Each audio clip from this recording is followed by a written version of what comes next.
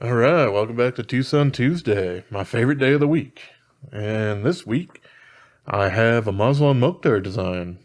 This one's a little interesting in the fact that it actually has the branding of TwoSun on the front, and yeah, his maker's mark here on the back. Looks like there's a whole bunch of scratches there. I must have done that at some point, doing something stupid. I don't know exactly. But I do know, and I've posted on Instagram probably quite a while back at this point. This guy, after I've been done sharpening him, has quite the spicy edge on him. It registered, I think, right around 115 was the last one that I had there, which is, yeah, that's pretty sexy. So yeah, I can at least attest to that this blade can sharpen up quite nice.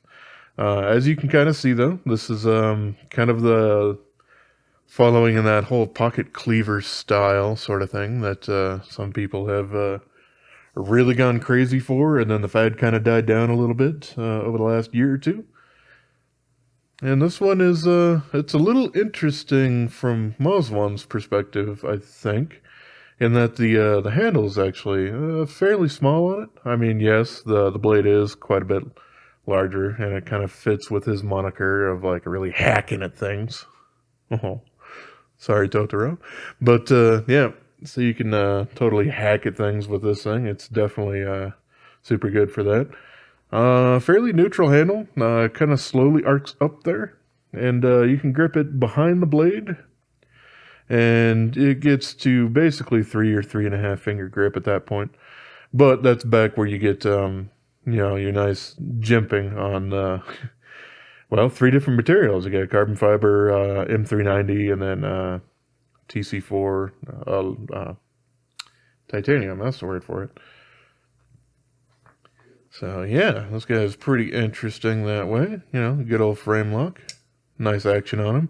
This one's also primarily a front flipper, and yeah, it works out quite well that way. And you can also grip up close here. Now, it doesn't super cup your hand or anything like that, but it is very, very flat for you to be able to get up there. But when you are sneaking up, that does really shove your thumb far forward, unless you really want to do the whole hammer grip sort of thing here.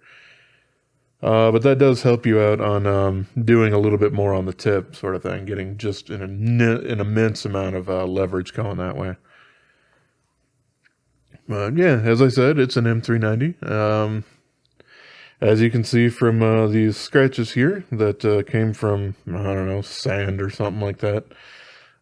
This thing isn't, a hardness juggernaut, but hey, I mean, steel in general isn't something I do kind of prefer with stonewash blades in general, which, hey, if I get the gumption for it, I might do to this guy. It just really depends on if I really feel like doing the resharpening on this thing or not, because that is absolutely required after you stonewash something.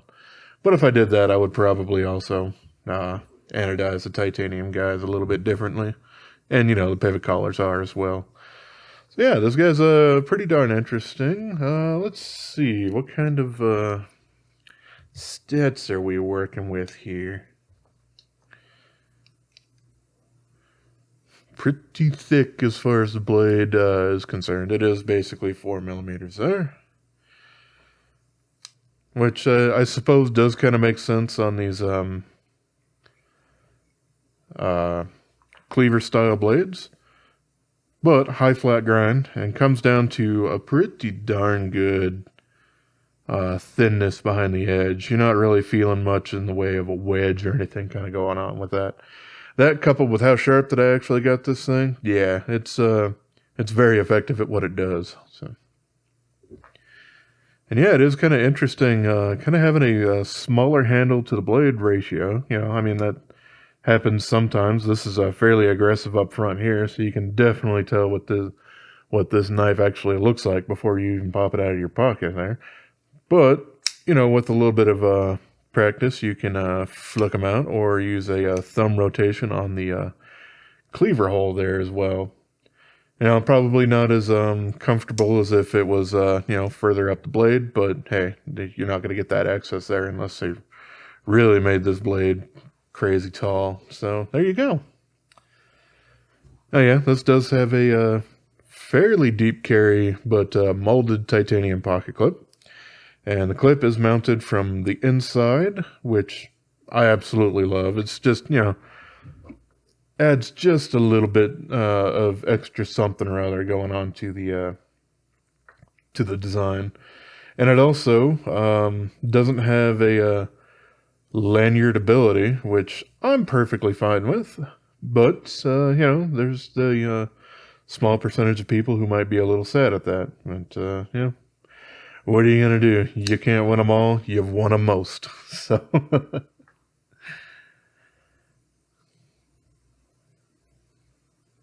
yeah, we got some nice milling kind of going on here. This is kind of a light acid wash kind of thing going on this blade here. Or not on the blade, but the titanium. Both for the clip as far and as well as the frame lock is concerned there. And yeah, they actually did something I super like, and that's kind of for a frame lock, putting that divot on the inside, making it look quite nice and clean on the outside of the frame lock. Super happy with that. You can also see we got the hardened steel insert there in the titanium. So yeah, we got the blade thickness. How about if we go ahead and get some other little measurements going on here? Not super thick. Just a hair over a half an inch. This is like right around paramilitary 2 or PM3 levels.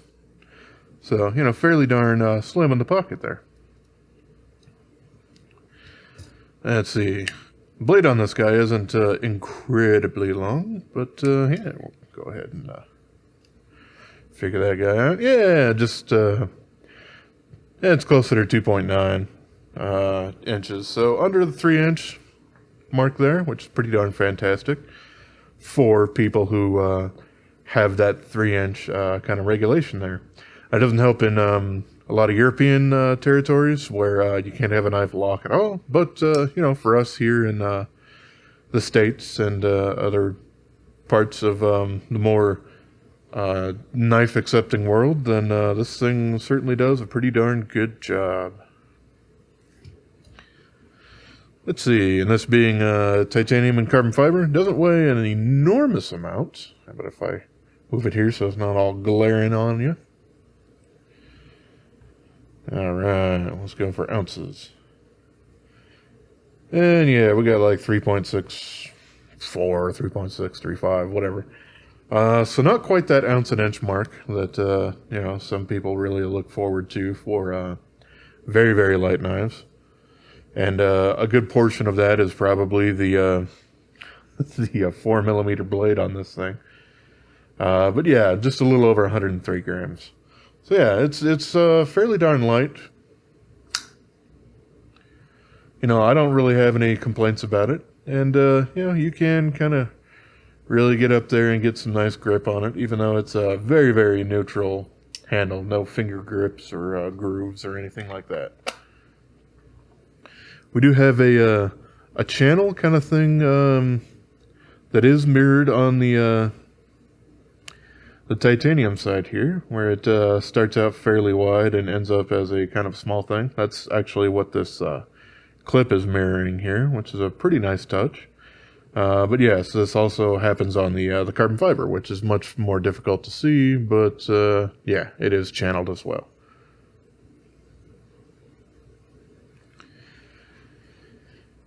Well, that was fun, but how about if we go ahead and take a look on the inside? This guy is quite simple to disassemble. We just got a couple of screws, and they are T8s, as usual. Just got that guy for the back spacer, and that guy right there.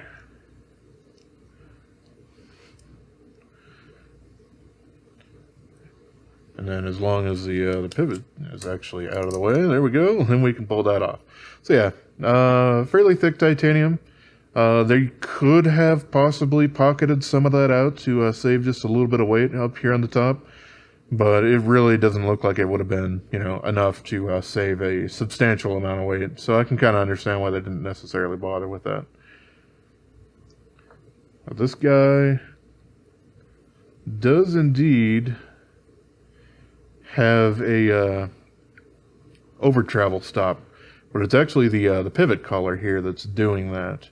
It's so it's not structural into you know, the hardened steel insert, which is the way that they usually do that. But from here you can also see we have a D-shaped pivot. Hooray! Makes disassembly and everything oh so much easier and just a lot better time overall. And yeah, we got the steel bearing race on both sides there. We got their ceramic bearing cages, which you know, they use for basically almost everything these days. And then yeah, we got the titanium backspacer here with the single screw there, as well as a peg that kind of goes in on both sides here. So yeah, there you go. You got a little hole drilled into the carbon fiber there.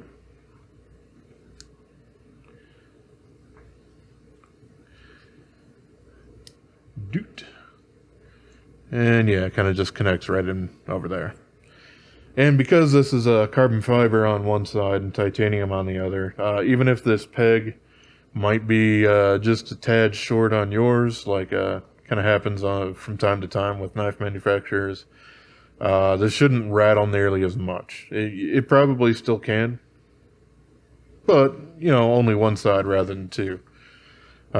Still, by far, I think the biggest offender of the rattling knife is probably from the Boker Kalashnikov automatic series, where yeah, I've actually kind of injected some cotton into the crevices there to be able to cushion that a little bit so that it cuts down on that.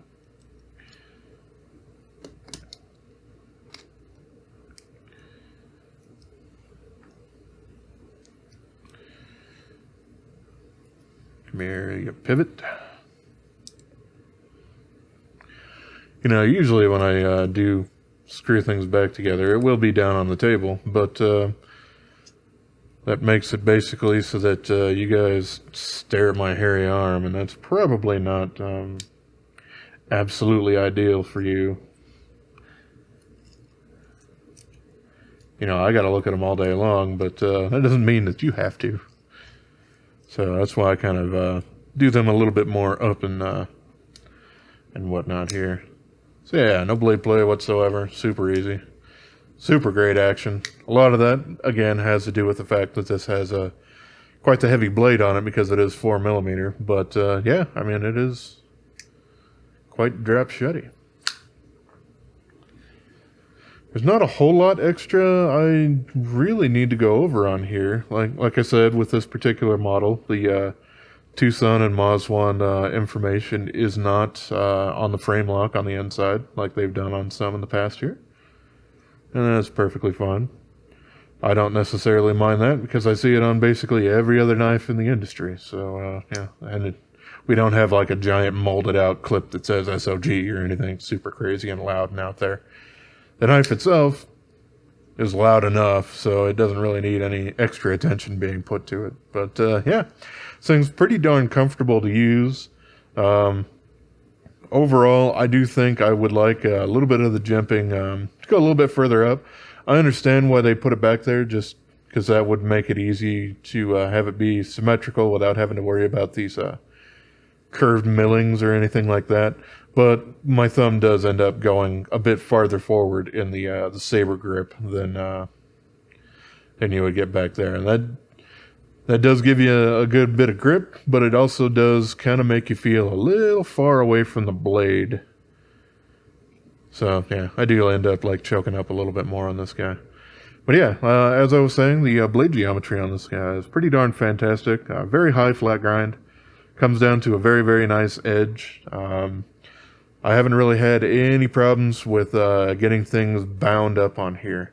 And a little bit of that also has to do with these edges that they've kind of tapered off here, so you don't have a stupid flat thick edge way out there, and it does help not have that bind a little bit. But yeah, it's this is a fun little Mazwan Mohktar 137 and M390 carbon fiber titanium. As with basically everything that I've mentioned with TwoSuns, their carbon fiber is nearly perfect on pretty much everything. I don't really notice any voids or any problems with them, and they're actually durable, so they don't develop voids if you do some stupid stuff with them. You know, you can mess them up still by, like, you know, rubbing it down the sidewalk or whatnot, but you know, under normal use, these things are absolutely fine. Now the very, very kind of edge of the blade here does actually stand up quite proud. It's something that I'm not touching at all, just running my finger over it here. And I can't quite touch it by shoving my finger, you know, my finger meat into it. And because it also doesn't really have a back flipper on there, it's not necessarily all that much of a problem, but you can probably see, yeah, there is that little glint right here of something that has kind of made a little bit of contact with it. But yeah, he has kind of extended the back spacer up there to kind of protect that a little bit. So unless you're doing something absolutely crazy and you come in with a smaller pinky and try to slide your finger in there, you're pretty much good. You're not really going to get that, but I still do like to see knives just recessed in a little bit more into the back there. But yeah, that's basically all my thoughts here on the TS137. I don't believe that it has a name, but I could be very much wrong on that. Yep, so if anybody does know that it has a particular name, like, I don't know, the Gobi or the Blakala, or whatever the hell you want to call the darn thing, then yeah, feel free to let me know. But otherwise, I appreciate y'all for watching, and hope you have yourself a wonderful rest of your day, yo. Subscribe.